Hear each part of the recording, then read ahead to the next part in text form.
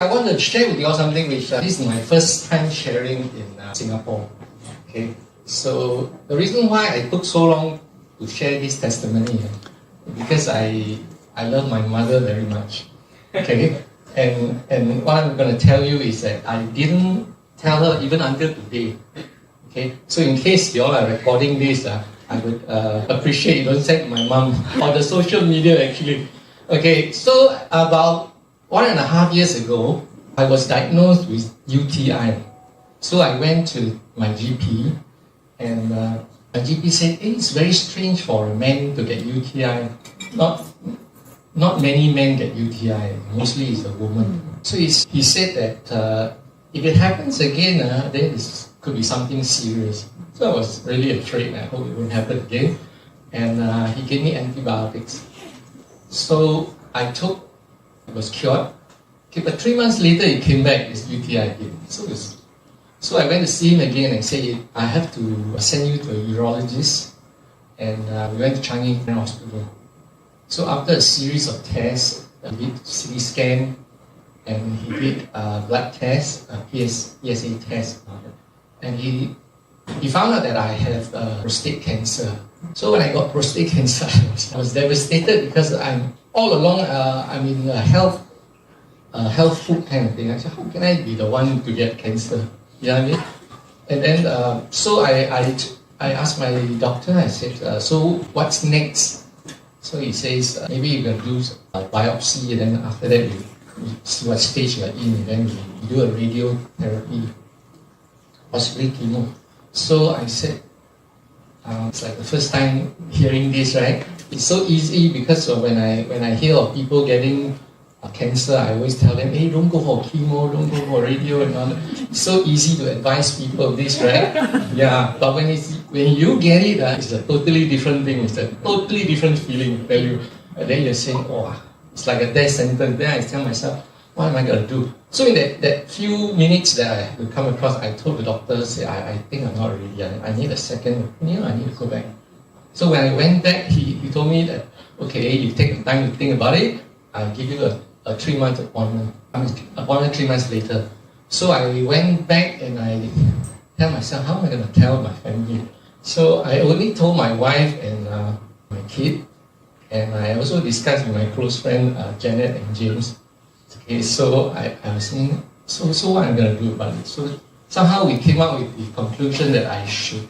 Maybe what brought me all along to get this cancer, probably due to my diet. You are what you eat, right? Very simple. So because of that, I decided to go into juicing. Okay, and I never liked vegetables. I always eat meat. So I switched the whole thing around. Okay, and I took only raw vegetables and I eat vegetarian. Okay, and then of course in front of my friends, because I don't want them to know, right? So I won't be the spoil sport. I still eat the meat when I'm out with them. But once I'm alone or at home, I will just vegetarian. Okay, then I up all the supplements that those other MLM company has. Wow, everything go in. Clean water, Detox, whatever not you are telling. I think every month is about probably over close to $2,000 a month. Okay, so here and there. So then after that, 3 months later, I went back. And then the doctor checked the PSA test again. He said, the reading went down a bit. Then he says, he still wants me to go through the process because it's a numbers game, I guess, for them. So I thought that since he went down, I should go ahead with my dieting and all that. So I rejected him again, and then he said, so he's like a bit not so happy. So he said, okay, 3 months later you come back. So 3 months later, I came back again, hoping this time it will go drastically. The whole market went up. Oh, so it's like, oh, the whole heart sank, and I tell myself, oh, maybe God wants to take me home.